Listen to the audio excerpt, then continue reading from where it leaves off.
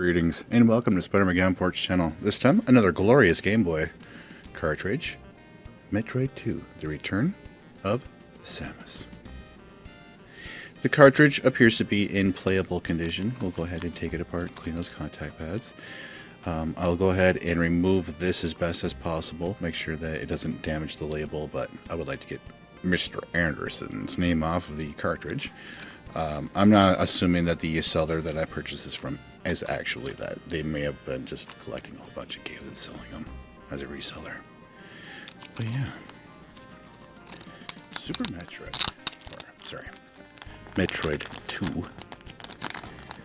Sorry, I was thinking about Super Metroid because we're going to work on that one next. This really doesn't want to come out as a plastic container at all. Shimmy, shimmy, shake. Come on, eat out of there.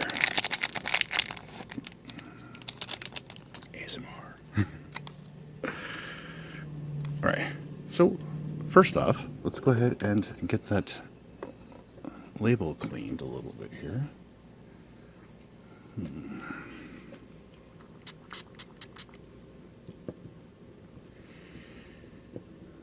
Down in the comment section down below, why don't y'all tell me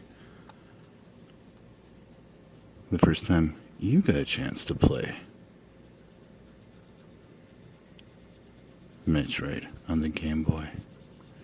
Because this one right here, I never owned it as a kid, but my brother did. It was his game, and see, I had Zelda, so I had the one, just before this, the Link's Awakening. Notice how it just cleans right off of the labels. That's a little bit of isopropyl alcohol at 99%. And just be careful around the edges, because at the edge it will remove its adhesive and it'll make it look a little janky.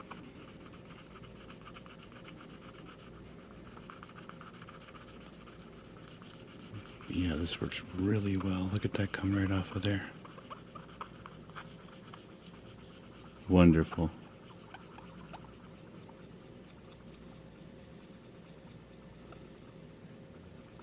It cleans right up. And this is the reason why I'm not afraid to nab up a cartridge that looks a little bit beat up, because it just takes a little bit of TLC to clean these back up again.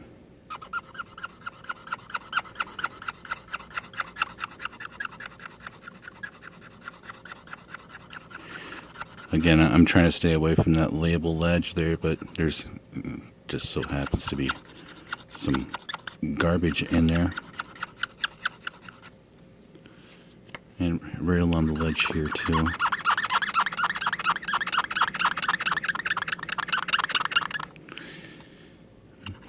My apologies if that's a trigger for anyone. The squeaky balloon or a fingernails down the chalkboard kind of thing. Oh yeah, it did. It left a little bit of a residue behind too.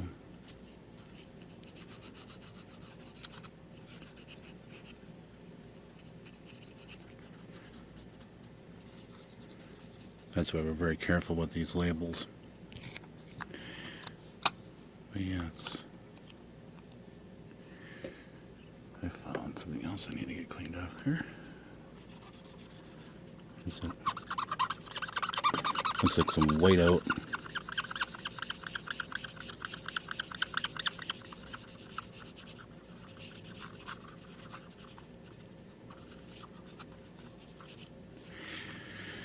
Yeah.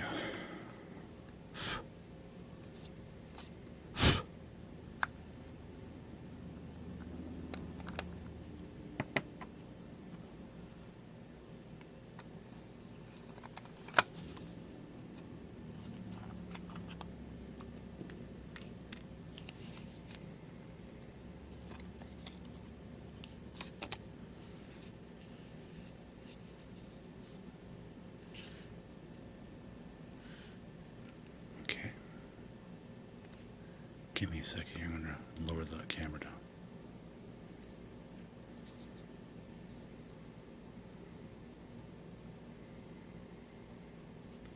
Definitely needs some cleaning.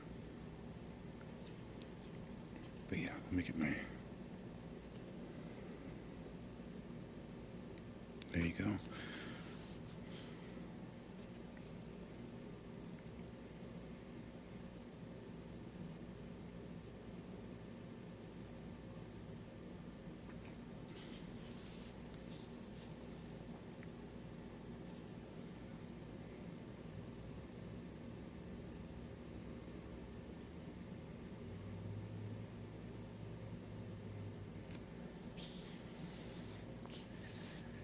Cool.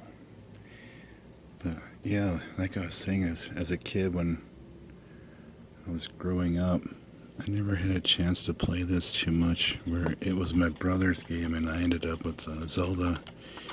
So I played Zelda until I beat it, and he got a chance to play, you guessed it, Metroid II, until he got a chance to beat it. This looks really odd.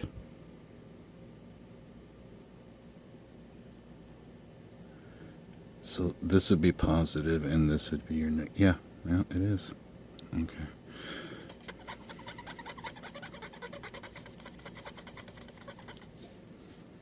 The format of the battery on the board. I'm so used to cleaning Nintendo games, normal Nintendo games, where the battery's facing the other direction. So I looked at this and was like, okay, that's a little odd. So when I find replacement batteries, I'll know to look for the CR1616. Or is that a 1516? Well, it's 1616, isn't it? Yeah. Sorry, here. Cut it for a split second there. There it is. Come on, camera. Yeah. Get my fingers out of the way. It'll work much better that way. That's it. There you go. Alright, we're not going to reintroduce the flux to the board.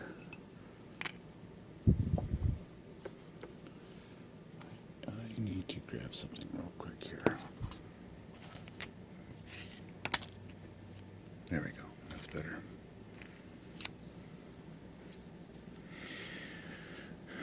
Yeah, I remember sneaking into my brother's bedroom, and I would grab this game when he wasn't looking.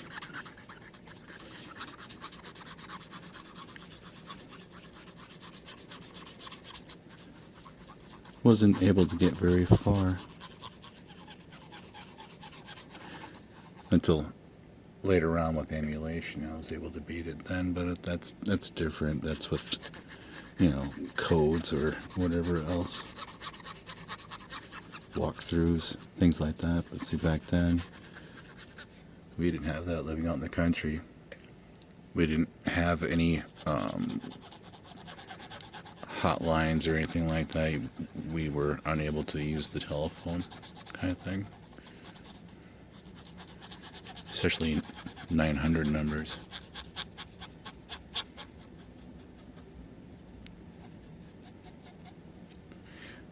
Those toll or non-toll free. Like you got toll free, and then you have the toll ones where you have to pay for it.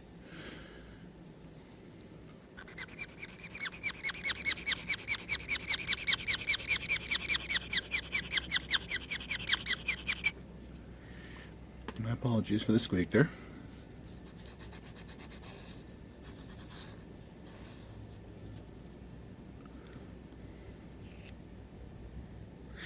I'm just taking the time to admire the chipsets on here.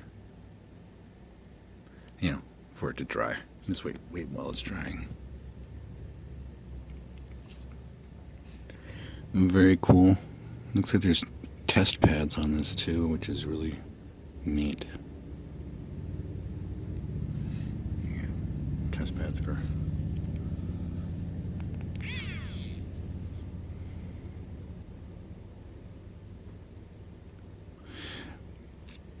Yeah, is that a test pad for the battery?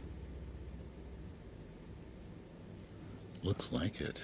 I'm going to just use my multimeter.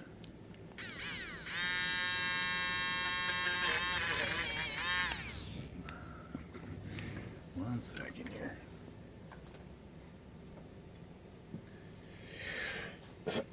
Forgot one of the most important things.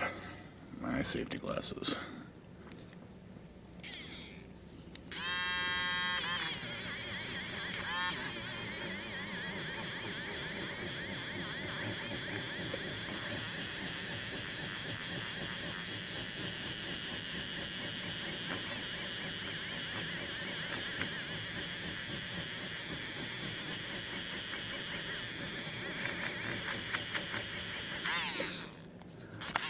I was looking, to pick up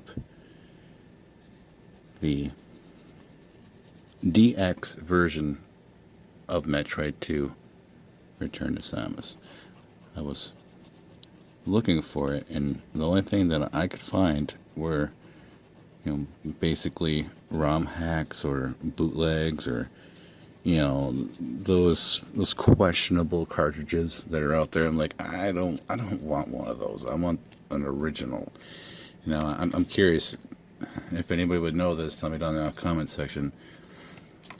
Is there actually a legitimate DX version of Metroid 2? Because I would like to know. I think that'd be really cool to find out.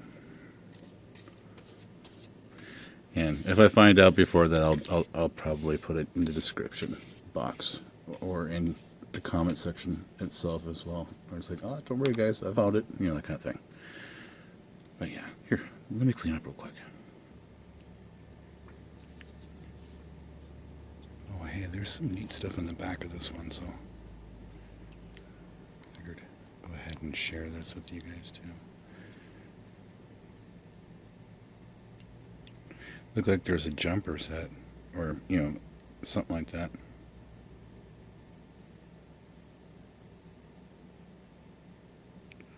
There's so many test pads on this one, it's just crazy. Yeah, it even says TP. Sorry, not toilet paper, but, test pad. Test pad 1 and 2, 3, 4. How many test pads do you need on this cartridge?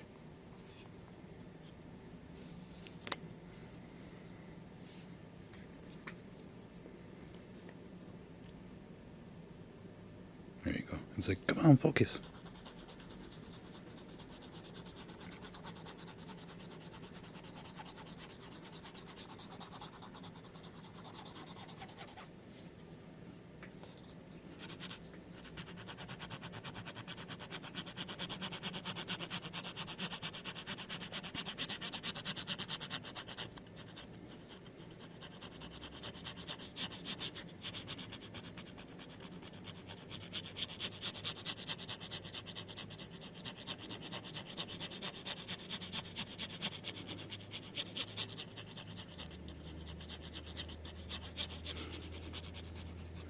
I love how this one basically fills the gap between the first one and Super Metroid. I had to have this particular Metroid 2 as part of the collection.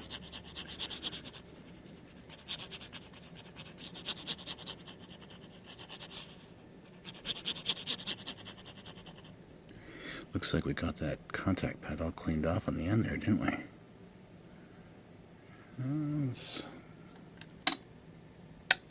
This works really, really well.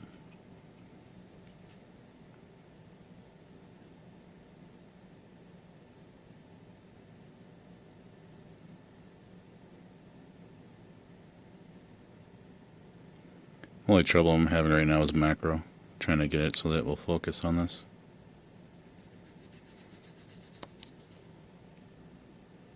It's working when I get my hands out of the way, but as soon as I get my hands anywhere close to that lens, it's blur time. So my apologies on getting these. This is the second cartridge I've worked on, so I'm just trying to get this done right so that I could show the process, and then we can share their experience playing some of these vintage games. It's just amazing and incredible to have this again. I'll clean the inside of the cart. We'll put it together and we'll play it in the Game Boy player attached to the GameCube. See you all in a little bit. Hey everyone, I am back. Let's play a game of Metroid II, Return of Samus, on the Nintendo GameCube using the Nintendo GameCube player, using a level hike upscaler, going through an easy cap 286.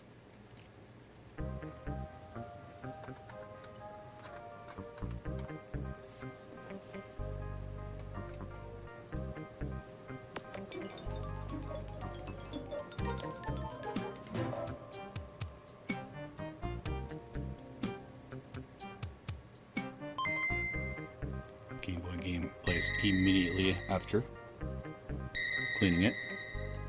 We can go widescreen or standard. We'll play it by standard. Somebody else's save.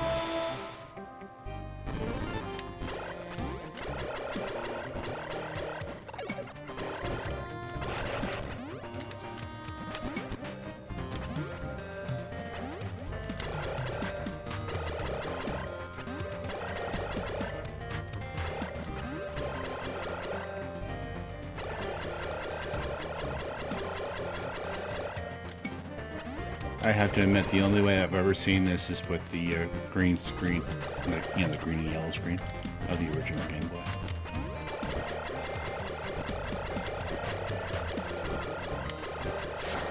And of course, I have no idea where I'm going right now.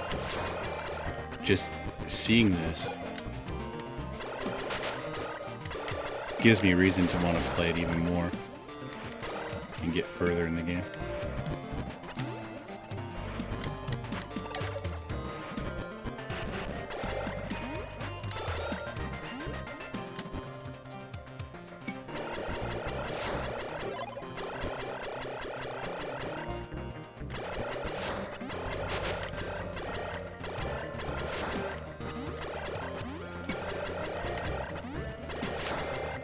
I'm happy that it has a color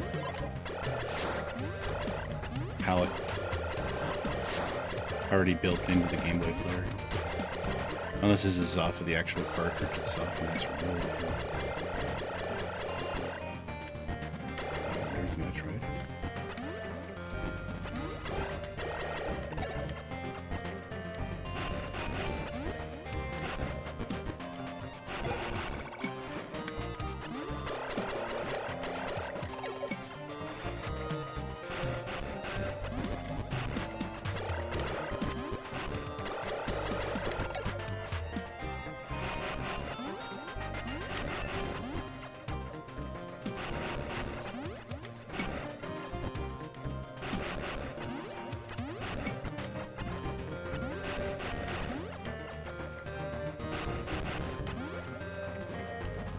Remember, there was one of them where you drop down below it, if I remember correctly.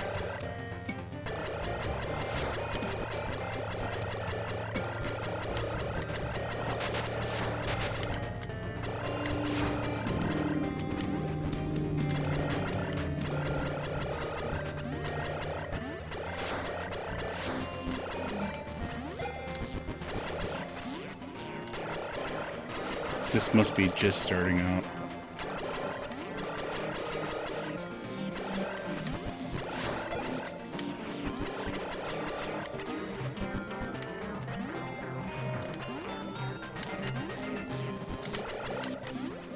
Like with no E-tanks or anything either.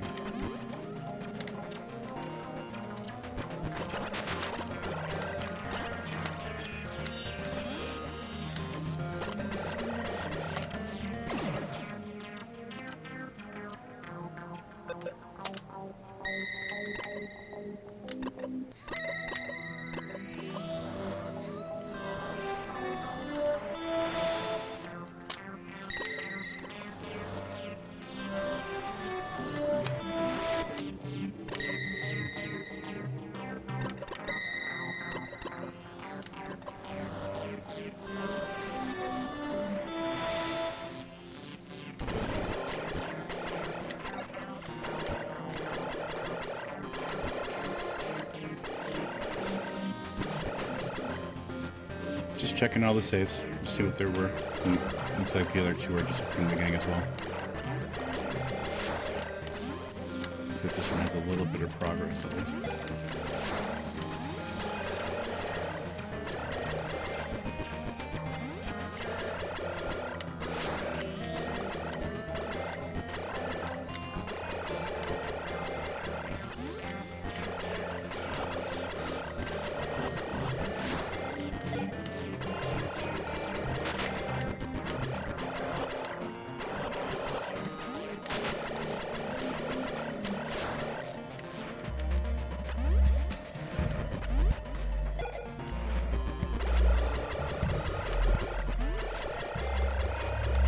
Takes a lot of damage.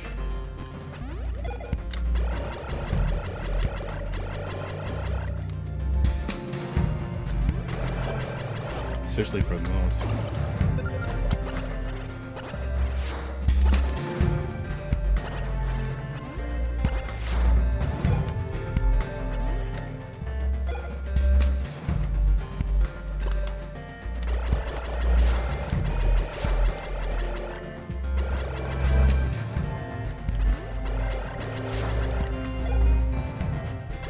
Being able to see it this clear too, I thought having to sit on a smaller screen. Awesome.